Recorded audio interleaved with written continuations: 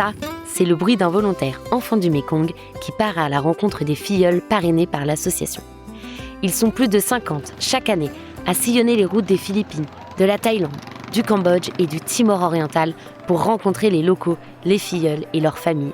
Ils sont les yeux et les oreilles d'enfants du Mékong sur le terrain. Nous cherchons des volontaires pour prendre leur relève.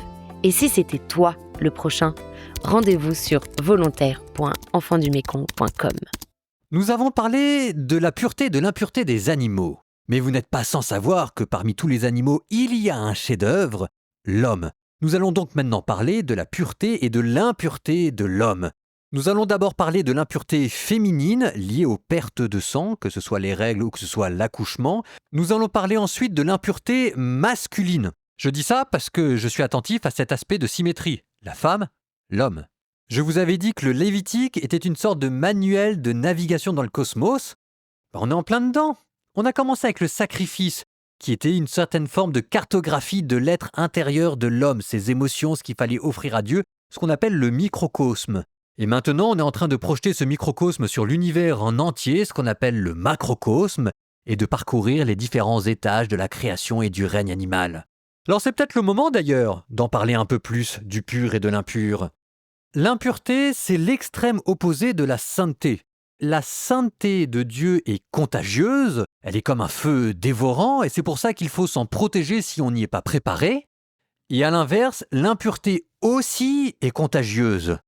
Si jamais il y a un lépreux qui vous touche et que vous n'êtes pas Jésus, c'est vous qui devenez impur. Si la sainteté est un excès de vie qui est contagieux, l'impureté, elle, est un déficit de vie qui est tout aussi contagieux. La vie, dans la mentalité hébraïque, c'est comme une sorte de liquide. Justement d'ailleurs, le sang. Et quand le sang s'épanche de vous, que ce soit à travers l'accouchement, les règles ou la semence vitale, c'est comme si la vie coulait hors de vous.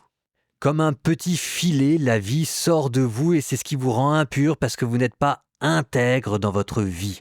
Cette impureté peut se manifester de plusieurs manières, avec des formes de difformité morphologique, comme c'était le cas pour les animaux purs et impurs, avec ces histoires de sabots, d'ongles, etc., ou bien à travers des taches qui surviennent sur vos vêtements ou sur votre peau, comme la lèpre, mais toujours à l'intérieur, c'est un déficit de vie. Alors, comme on articule les deux, normalement, il faut être pur pour s'approcher de ce qui est saint. Sauf que dans Lévitique, cette pureté, c'est une pureté rituelle. On en est encore au début de cette réflexion, il faudra la faire évoluer jusqu'à ce qu'on arrive à Jésus, qui parlera de la pureté en termes de foi et d'humilité. Mais on n'y est pas encore. Et maintenant, vous êtes prêts, on parle de la pureté de l'homme et de la femme, le sommet du monde animal.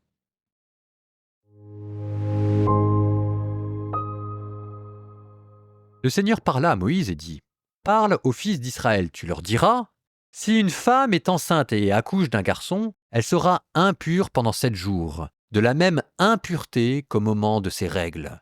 Le 8e jour, on circoncira le prépuce de l'enfant, et pendant 33 jours encore, elle restera à purifier son sang. Elle ne touchera rien de consacré et n'entrera pas dans le sanctuaire jusqu'à ce que soit achevé le temps de sa purification. Si elle accouche d'une fille, elle sera impure de la même impureté pendant 2 semaines, et elle restera, en outre, 66 jours à purifier son sang. Quand sera achevée la période de sa purification, que ce soit pour un garçon ou pour une fille, elle amènera au prêtre, à l'entrée de la tente de la rencontre, un agneau de l'année pour un holocauste, un jeune pigeon ou une tourterelle en sacrifice pour la faute. Le prêtre les présentera devant le Seigneur et accomplira sur la femme le rite d'expiation. Ainsi, elle sera purifiée de son flux de sang. Telle est la loi concernant la femme qui accouche d'un garçon ou d'une fille. Si elle ne trouve pas une somme suffisante pour une tête de petit bétail, elle prendra 2 tourterelles ou 2 jeunes pigeons, l'un pour l'holocauste et l'autre pour le sacrifice pour la faute.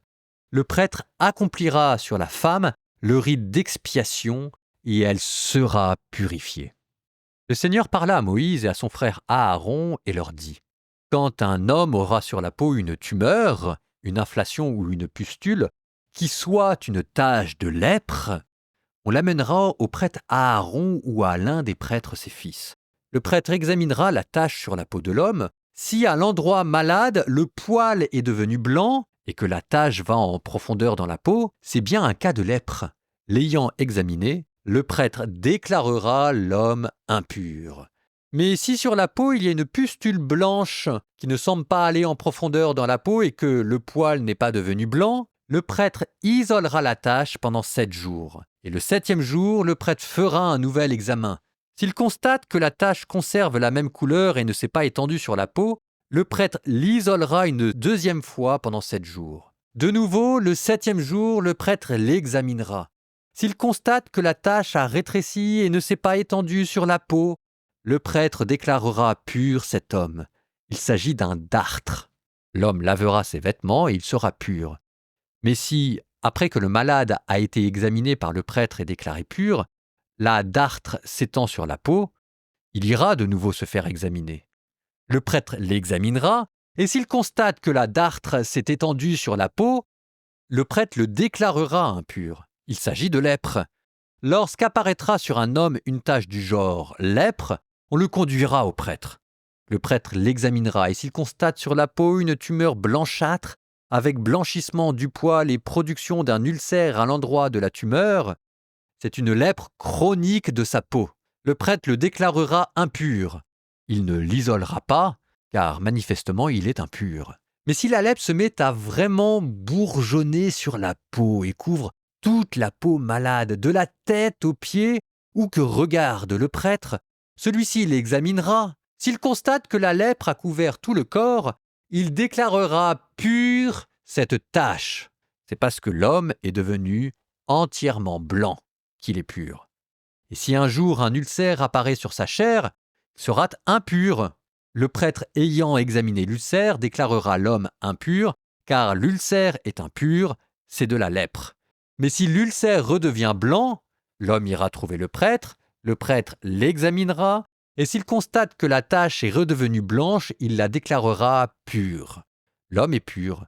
Lorsqu'une ulcération apparue sur la peau de quelqu'un est guérie, et qu'à la place de l'ulcération apparaît une tumeur blanchâtre ou une pustule d'un blanc rougeâtre, l'homme se fera examiner par le prêtre. Le prêtre l'examinera. Et s'il constate un affaissement de la peau et un blanchissement du poil, il le déclarera impur. C'est une tache de lèpre bourgeonnant dans une ulcération. Si le prêtre, l'ayant examiné, constate qu'il n'y a ni poil blanc ni affaissement de la peau et que la tache a rétréci, il l'isolera pendant 7 jours.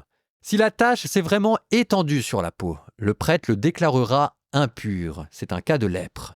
Si la pustule est restée stationnaire sans s'étendre, il s'agit de la cicatrice de l'ulcération. Le prêtre le déclarera pur. Lorsque quelqu'un subit sur sa peau une brûlure par le feu et que sur la brûlure se forme un ulcère, une pustule d'un blanc rougeâtre ou blanchâtre, le prêtre l'examinera. S'il constate que le poil est devenu blanc sur la pustule et que celui-ci paraît aller en profondeur dans la peau, c'est que la lèpre bourgeonne dans la brûlure. Le prêtre déclarera l'homme impur, c'est une tache de lèpre. Si le prêtre, après examen, constate qu'il n'y a sur la pustule ni poil blanc, ni affaissement de la peau, et que la tache a rétréci, il l'isolera pendant 7 jours. Le prêtre l'examinera le 7e jour. Et si la tache est vraiment étendue sur la peau, il le déclarera impur, c'est un cas de lèpre. Si la pustule est restée stationnaire sans s'étendre sur la peau et que la tache a rétréci, ce n'est qu'une tumeur due à la brûlure.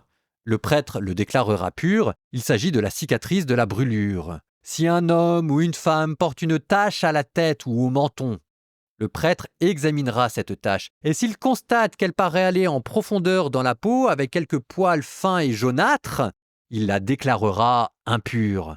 C'est la teigne, c'est-à-dire la lèpre de la tête ou du menton. Mais si le prêtre, ayant examiné cette tache de teigne, constate qu'elle ne paraît pas aller en profondeur et qu'il n'y a pas de poils jaunâtres, il isolera cette tache de teigne pendant 7 jours.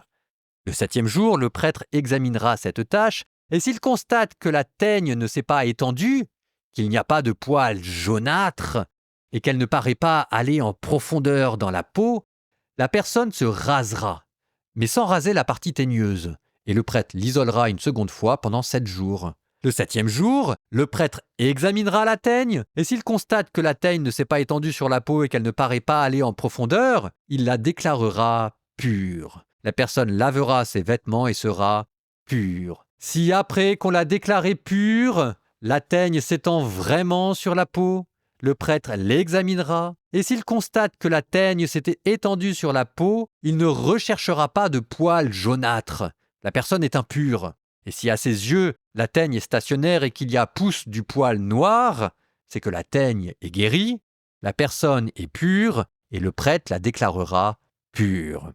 Si un homme ou une femme a de nombreuses pustules blanches sur la peau, le prêtre les examinera, et s'il constate que ces pustules sur la peau sont d'un blanc terne, il s'agit d'un vitiligo qui a bourgeonné sur la peau. La personne est pure. Si un homme perd ses cheveux, c'est une calvitie, il est pur. Si c'est sur le devant de la tête qu'il perd ses cheveux, c'est une calvitie partielle, il est pur. S'il y a une tache d'un blanc rougeâtre à l'endroit atteint de calvitie totale ou partielle, c'est qu'une lèpre y bourgeonne.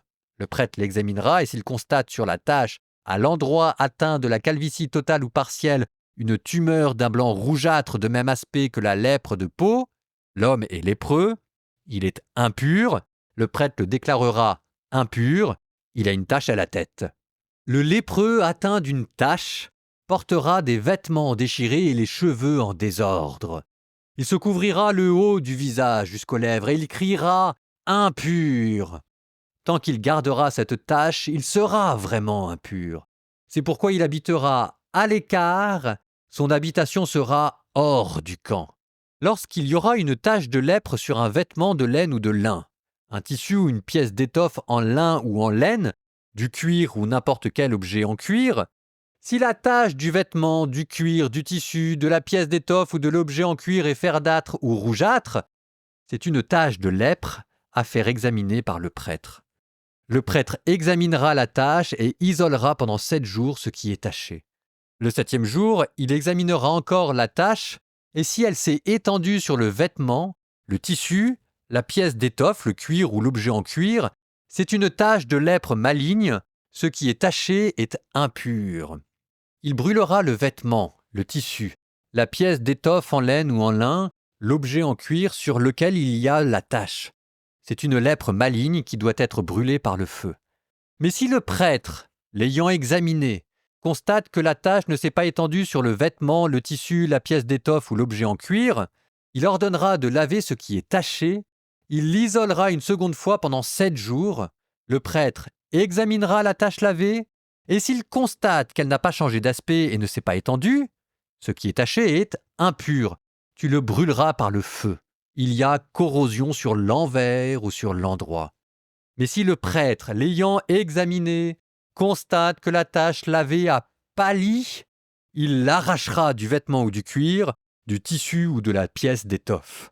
Si la tache apparaît de nouveau sur le vêtement, le tissu, la pièce d'étoffe ou l'objet en cuir, c'est que la tache prolifère. Et tu brûleras par le feu ce qui est taché, le vêtement, le tissu, la pièce d'étoffe et l'objet en cuir que tu auras lavé et dont la tache aura disparu sera lavé une seconde fois, il sera pur. Telle est la loi concernant la tache de lèpre sur un vêtement de laine ou de lin, un tissu, une pièce d'étoffe ou n'importe quel objet en cuir, ce qui permet de le déclarer pur ou impur.